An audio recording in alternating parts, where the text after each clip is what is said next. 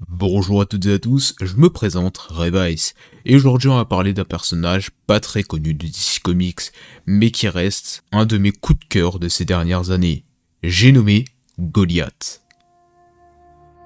Goliath n'est pas vraiment un personnage à proprement parler, c'est plus un animal, voire même un animal de compagnie puisqu'il appartient à Damian Wayne, l'ayant connu avant même qu'il connaisse son père Bruce.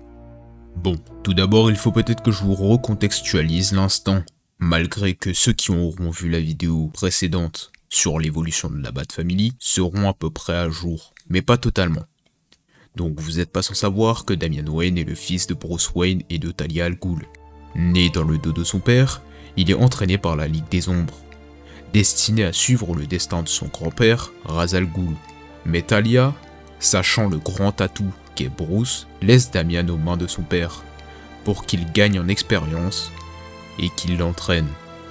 Mais elle ne se doute pas du risque que Damian se rallie à la cause de son père, car oui, Batman fait tout pour ramener Damian sur le droit chemin, malgré sa grande violence, son ego surdimensionné et ses pulsions meurtrières, il reste tout de même son fils.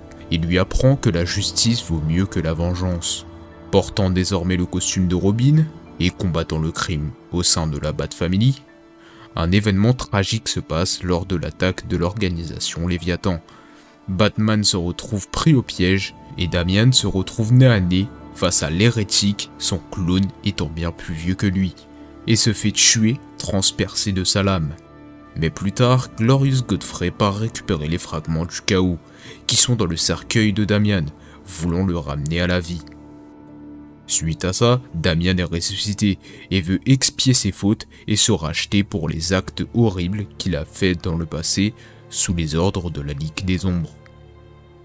Et c'est là qu'on va rentrer dans le vif du sujet.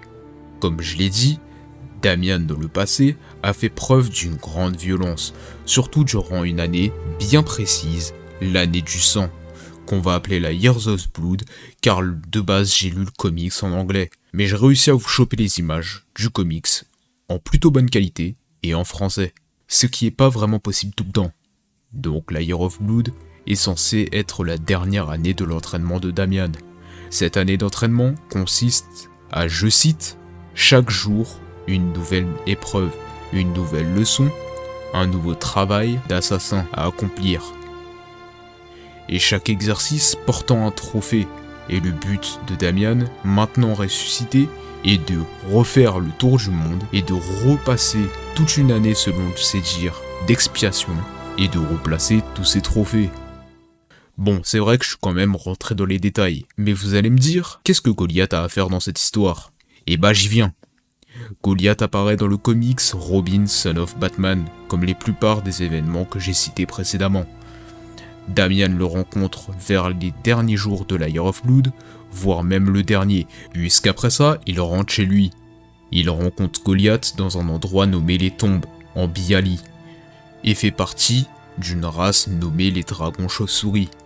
Et ce qui est intéressant et attachant chez Goliath, c'est cette sorte de lien et de inoffensivité qu'a Goliath, car il se rencontre dans des circonstances très peu joyeuses, puisque Damian, étant dans une rage folle, extermine toute la race de Goliath étant encore qu'un bébé.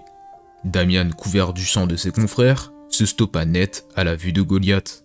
Il ordonne de se battre et dit, je cite, « Le plus petit le dernier, et finissons-en vite, comme les guerriers que nos familles veulent faire de nous. » Damian s'énerve et pris d'une rage encore plus folle, lui dit de ne pas déshonorer la cause de sa famille, tuer tout ce qu'il reste de ses espoirs, bats-toi pour elle. Après ces phrases, on peut facilement comprendre que Damian se voit en Goliath, et que malgré les apparences, il compatit pour lui. Et c'est alors qu'une scène particulièrement émouvante se passe, l'une des plus belles de ces dernières années, et l'une qui est le plus gravée dans ma mémoire désormais. Goliath se rapproche tout doucement de Damian qui commence à avoir les larmes aux yeux, puis s'effondre, et Goliath lui fait une petite léchouille sur le nez. Puis Damian fond en larmes. Suite à ça, Damian rentre chez lui avec Goliath et demande à sa mère s'il peut le garder. Talia, un peu réticente, accepte, mais à une condition. Il doit l'élever pour en faire son champion, sans peur et obéissance. Et il lui faut un nom capable d'inspirer la peur dans le cœur des hommes et de mettre à genoux leurs futurs ennemis. C'est alors qu'il sera nommé Goliath. Goliath est un très bon animal de compagnie et surtout un très bon coéquipier. Je dirais même plus qu'une simple relation animal de compagnie humain, mais une réelle amitié. Il est aussi un grand atout pour Damian, le sauvant et le sortant de situations compliquées plus d'une fois. Il est extrêmement puissant, mais le seul défaut qu'il a, c'est que quelquefois il s'enrage, n'obéit plus, ne reconnaît plus qui il est, il ne reconnaît plus ses alliés et attaque tout ce qui bouge sans s'arrêter. Pour pallier à ce défaut, Damian a créé un sifflet réglé à une certaine fréquence pour apaiser les crises de Goliath, voire même le faire dormir. Donc, comme vous l'aurez compris, Goliath est très important pour Damian, car Goliath est l'une des seules sources d'amour qu'a Damian, sans compter Bruce. Et encore, on sait bien que Bruce a un cœur de pierre et qu'il laisse très peu transparaître ses sentiments. En fait, Goliath sert un peu à ouvrir une sorte de carapace de sérieux, de colère, de justice et de vengeance que s'est fait Damian. Il nous montre peut-être un Damian un peu plus sentimental, qu'on n'a pas tout le temps l'habitude de voir. Depuis, on a quand même l'habitude de voir un Damian un peu plus blagueur et un peu plus aisé, mais toujours pas aussi sentimental qu'on pourrait penser. Mais ça, c'était avant Goliath.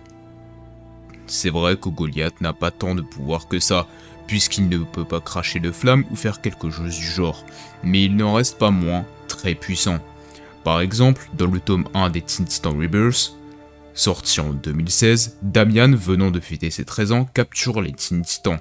Oui, capture les Teen Titans, à l'aide de Goliath.